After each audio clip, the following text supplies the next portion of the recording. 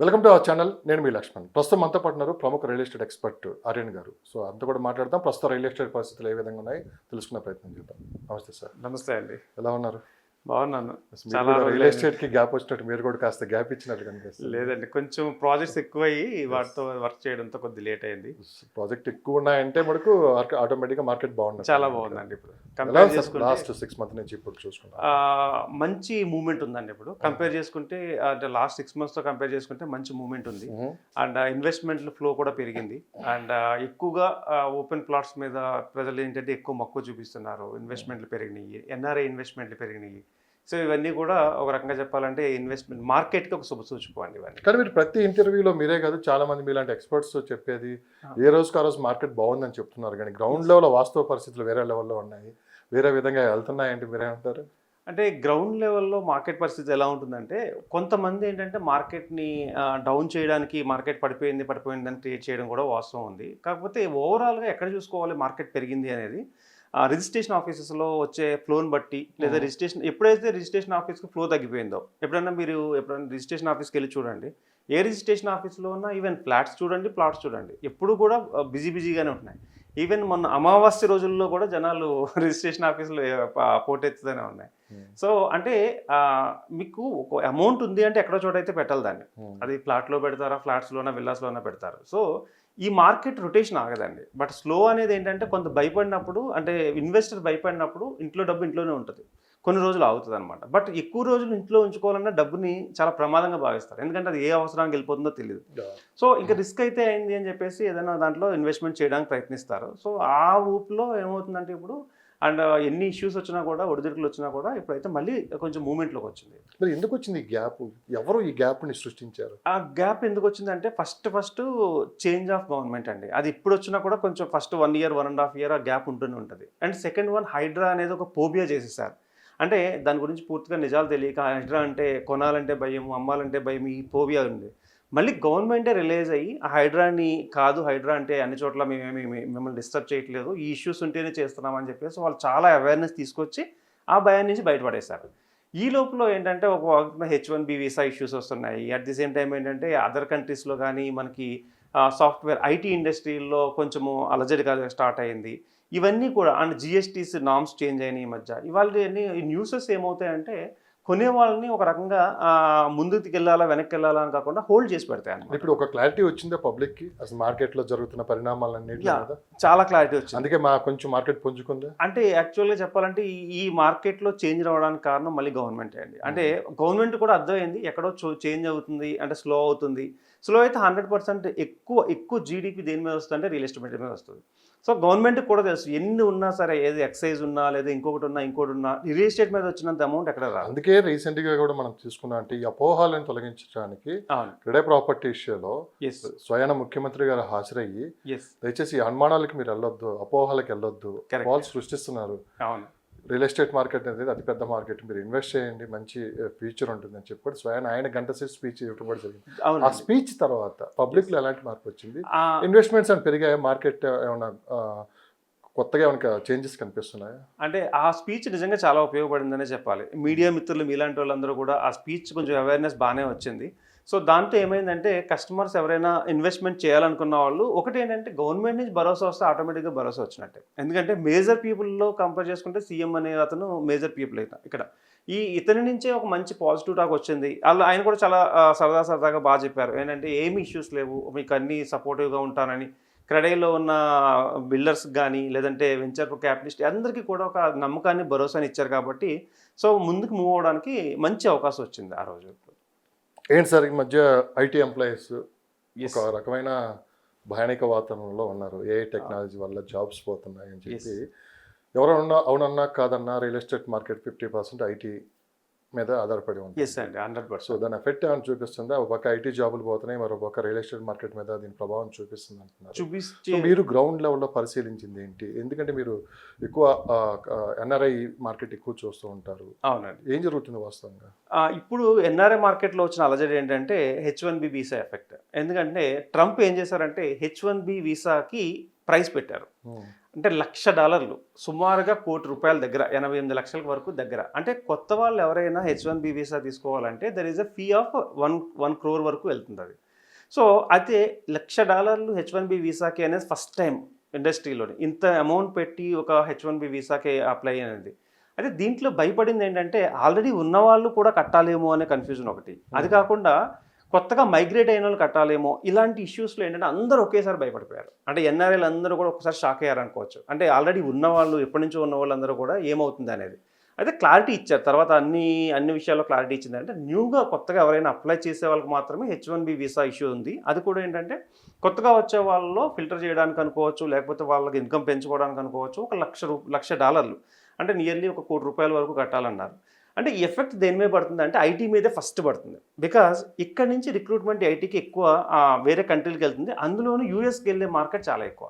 ఎందుకంటే యూఎస్లో ఎవరైనా మనకి ఇప్పుడు సాఫ్ట్వేర్ ఎంప్లాయీస్ కావాలంటే అతి తక్కువగా దొరికేది ఏంటంటే మన ఇండియాలోని, అది కూడా హైదరాబాద్ సరౌండింగ్స్ నుంచి ఐటీ ఎంప్లాయీస్ తక్కువ రేటుకి, అంటే వాళ్ళ శాలరీస్ పరంగా చూసుకుంటే అక్కడ వాళ్ళు ఇచ్చేదానికి తక్కువ రేట్లో ఒక సపోజ్ సమ్ ఎక్స్ శాలరీ ఇస్తే ఇక్కడ 10 మంది ఎంప్లాయీస్ మంచి ప్లేస్లో సెట్ అయిపోతారు.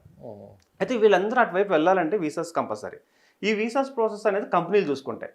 ఒకేసారి కంపెనీ కూడా ఒక H1B వీసాకి ₹1,00,00,000 పెట్టాలి అంటే 10 మందిని పంపించాలంటే 10 కోట్లు ఇక్కడే ఖర్చు అయిపోతుంది.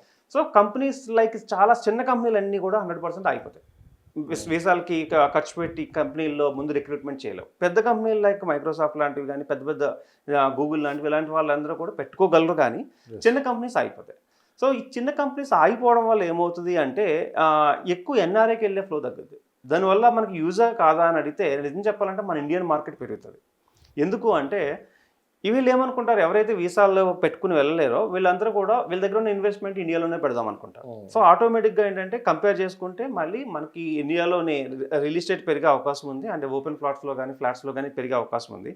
బట్ ప్రీమియం సెగ్మెంట్ మాత్రం కొంచెం టైట్ అవుతుంది ఇక్కడ. అంటే H1B వీసా ఎఫెక్ట్ క్లియర్ అయ్యే వరకు ప్రీమియం సెగ్మెంట్ ఏదైతే ఉందో లైక్ అల్ట్రా లగ్జరీ విల్లాస్ ఇలాంటి వాళ్ళు మాత్రం కొంత టైం అయితే ఇబ్బంది పడే అవకాశాలు ఉంది. బట్ ఓపెన్ ప్లాట్స్కి సూపర్ మార్కెట్. ప్రతి 5 సంవత్సరాలకి మార్కెట్ అప్ అండ్ డౌన్ అనేది కామన్. ఎస్ సార్, మీరు స్టార్టింగ్ నుంచి చూస్తున్నారు. ఎస్, కానీ ఈసారి కొంచెం గట్టిగా ఎఫెక్ట్ పడిందే అనిపిస్తుంది. ఎందుకంటే ఎన్నడూ లేని విధంగా ఐటీ ఎఫెక్ట్ అనేది రియల్ ఎస్టేట్ మీద ఈసారి ఎక్కువ ప్రభావం చూపించే అవకాశం ఉంది. దాని నుంచి కాస్త బయటపడడానికి టైం పట్టొచ్చు అని వినిపిస్తున్న మాట. ఎంతవరకు ఇది మీరు అన్నది అంటే మా మార్కెట్లో చూసుకుంటే 50 కాదండి 70% వరకు ఐటీ పీపుల్ బాగా 70 వరకు ఐటీ పీపుల్ బాగానే కొట్టారు. ఎందుకంటే ఐటీ పీపుల్ కొన్ని అడ్వాంటేజ్ ఏంటంటే వాళ్ళకి ప్రొఫైల్ బాగుంటుంది, లోన్స్ తొందరగా వర్కౌట్ అవుతాయి. ఈ రేషియో ఏంటంటే వాళ్ళు ఇన్వెస్ట్మెంట్ పెట్టాలంటే చాలా ఈజీ. అంటే చాలా వాటిని ఇన్ఫ్లుయెన్స్ చేసేది ఐటీ పీపులే. సో ఒకప్పుడు పబ్ కల్చర్ కానీ లేదంటే మొత్తం ఒక ట్రెండ్ సెట్ చేసింది చెప్పాలంటే ఐటీ పీపులే. వీళ్ళ హైదరాబాద్ కరెక్ట్. ఐటీ పీపుల్ వచ్చిన తర్వాతే అసలు హైదరాబాద్ రూపురేఖలే మారిపోయినాయి. దాని యొక్క స్ట్రక్చర్ కానీ మనం సింగపూర్లో ఉన్నట్టే ఉంటాం కొన్ని ఏరియాలో చూసినట్టయితే. మీరు కోకాపేటలో కానీ నియోపోలిస్లో కానీ లేదంటే గచ్చిబౌలి ఏరియాస్లోకి వెళ్తుంటే ఆ కన్స్ట్రక్షన్స్ అవన్నీ కూడా సింగపూర్లో ఉన్నామో అనుకుంటాం. అంత మంచి కల్చర్ డెవలప్ అయింది బికాజ్ ఆఫ్ ఐటీ. బట్ ఈ ఐటీకి ఇప్పుడు వచ్చిన ఇబ్బంది ఏంటంటే రెసిషన్లో జాబులు పోతాయేమో అన్న భయం ఉంది. సో దీనికి ఇంకా గవర్నమెంట్ నుంచి పర్లేదు మీకు భరోసా ఏమీ అవ్వదు అనేది ఇంకా రావాల్సి ఉంది. సో వాళ్ళకైతే ఇంటర్నల్గా ఉంది, వీళ్ళందరూ కూడా రేపు ఉంటుందా జాబ్ ఉండదా అనే దాంతో కొంచెం ఇన్వెస్ట్మెంట్లు తగ్గిన మాట వాస్తవమే. బట్ ఇప్పుడు ఏదైనా ఈ H1B వీసా ఎఫెక్ట్ వల్ల కొంతమంది ఇక్కడే ఉండడం వల్ల ఏమన్నా మళ్ళీ ఇన్ఫ్లుయెన్స్ అయ్యి కంపల్సరీ మళ్ళీ రేట్లు పెరిగే అవకాశాలు అయితే ఉన్నాయి. సో ఓవరాల్గా చేయాల్సింది ఏంటంటే గవర్నమెంట్ నుంచి ఒక భరోసా కావాలి. ఏంటంటే ఇలాంటి ఏమీ ఇష్యూస్ లేవు, మీకు ఎలా అయినా నేను చూసుకోగలను అనే దాన్ని కొంచెం భరోసా ఇవ్వగలిగితే అసలు ఎక్కడ కూడా డిస్టర్బెన్సెస్ ఉండవండి. సార్ రీసెంట్గా కొంతమంది ఐటీ ఎంప్లాయీస్ నన్ను అడిగారు సార్, కొంచెం క్రైసిస్ నడుస్తున్నాయి కదా, అసలు రియల్ ఎస్టేట్ ట్రేడింగ్ అంటే ఏంటి, రియల్ ఎస్టేట్ ట్రేడింగ్ బిజినెస్ ఎలా చేయాలని చెప్పి కూడా అడుగుతున్నారు. సో ఎప్పటి నుంచో మిమ్మల్ని ఈ ప్రశ్న అడుగుదాం అనుకుంటున్నా. మీరు చాలా రీసెర్చ్ చేస్తూ ఉంటారు. సో ఈ ట్రేడింగ్ సంబంధించి ఒకసారి మాకేమన్నా చెప్పగలరా ఇదంతా కొంచెం పూర్తిగా వివరంగా? తప్పకుండా.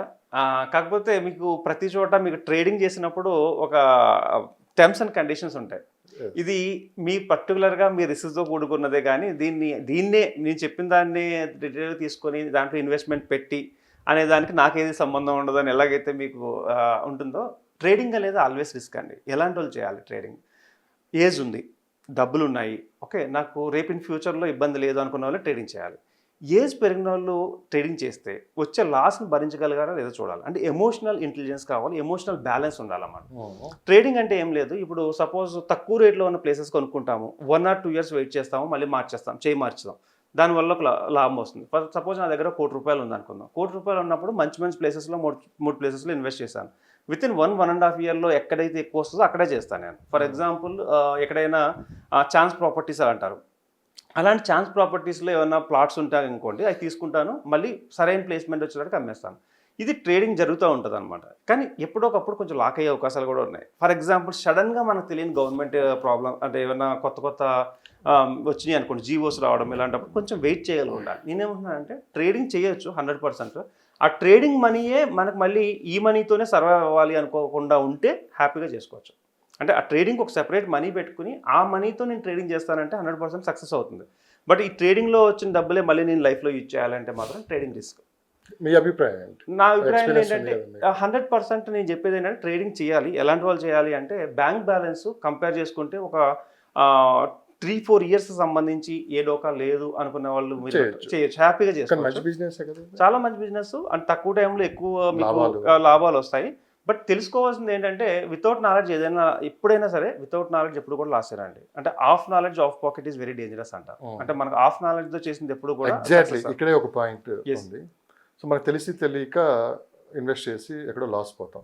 ఈ మధ్య కొంతమంది ఎక్స్పర్ట్స్ అని చెప్పి లేకుంటే ఫ్రెండ్ సర్కిల్లో ఎక్స్పీరియన్స్ ఉందని చెప్పి వాళ్ళ మాటలు చెప్పి వాళ్ళ చెప్పిన ప్రకారంలో ట్రేడింగ్ చేస్తుంటారు, అక్కడ ఎక్కువ మొత్తంలో లాస్ పోతున్నారు. కరెక్ట్. దానిపై మీరు ఏమని చెప్పారు? అంటే ట్రేడింగ్లో ఒక మార్క్ ఉంటుందండి, గ్రీడీ.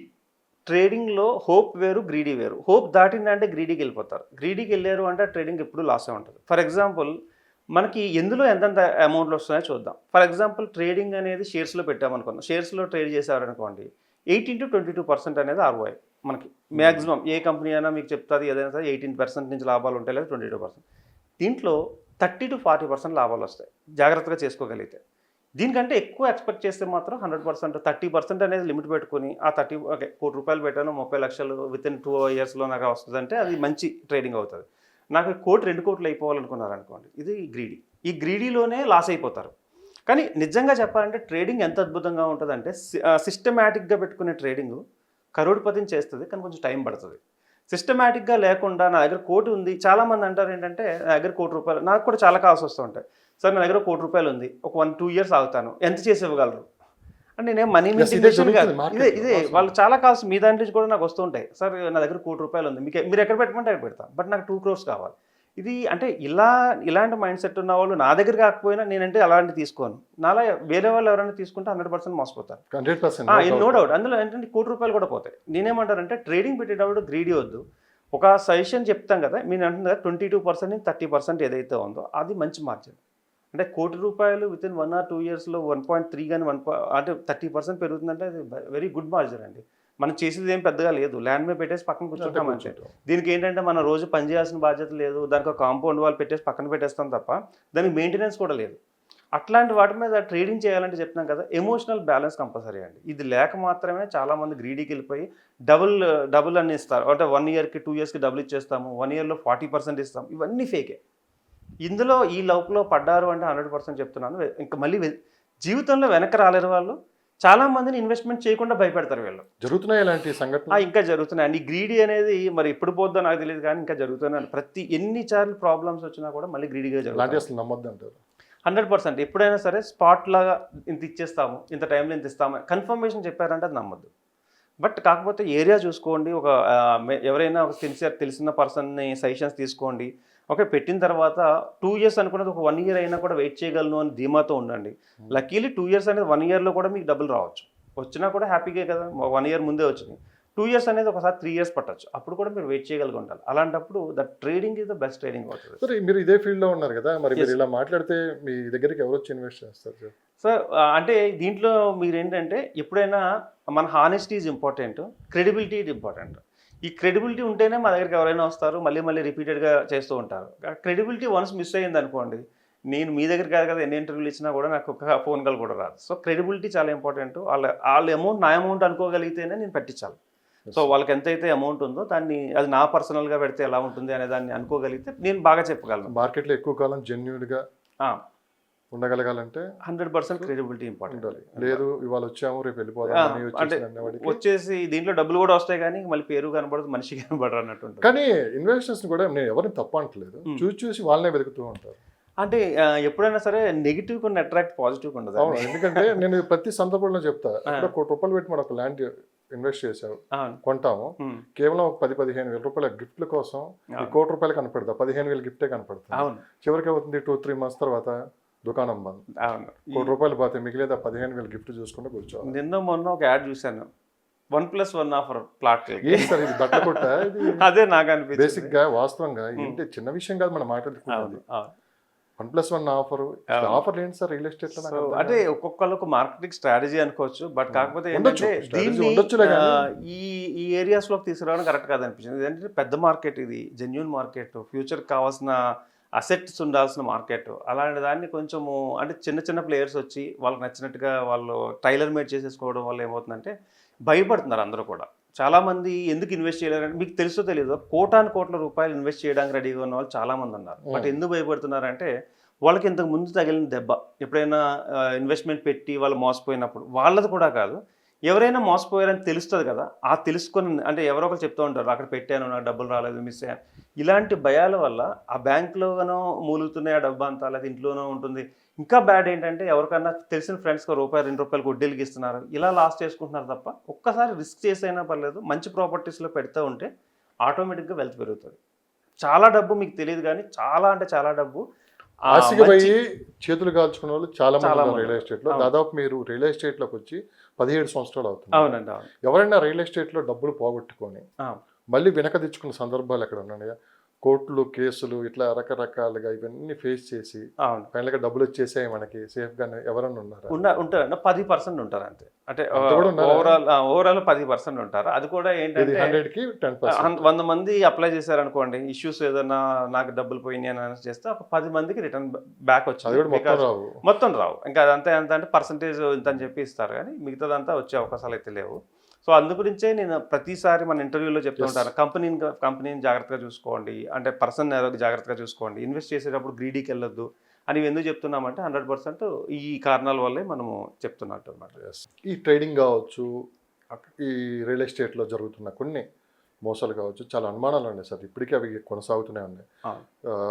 మీరు అన్నట్లు గవర్నమెంట్ చేంజెస్ ఇవన్నీ తాత్కాలికంగా ఉండిపోయాయి, కానీ ఏదైనా మార్కెట్ అనేది ఎప్పటికీ ఉంటుంది. కానీ మార్కెట్లో వెళ్ళినప్పుడు మంచి ప్రాజెక్టు, మంచి ప్రాపర్టీ కొనాలంటే మటుకు ఖచ్చితంగా సలహాలు అయితే కంపల్సరీ.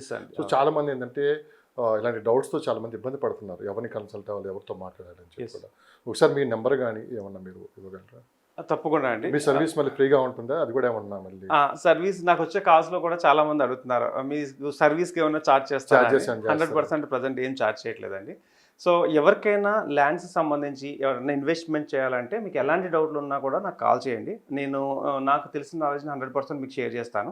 లైక్ ఎక్కడైనా కొనాలనుకుంటున్నా, ఏదైనా చేయాలనుకున్నా, ముందు ఒక సజెషన్ కావాలనుకున్నా 100% యూ కెన్ కాంటాక్ట్ మీ. నా మొబైల్ నెంబర్ వచ్చేసి 9391151121. Thank you.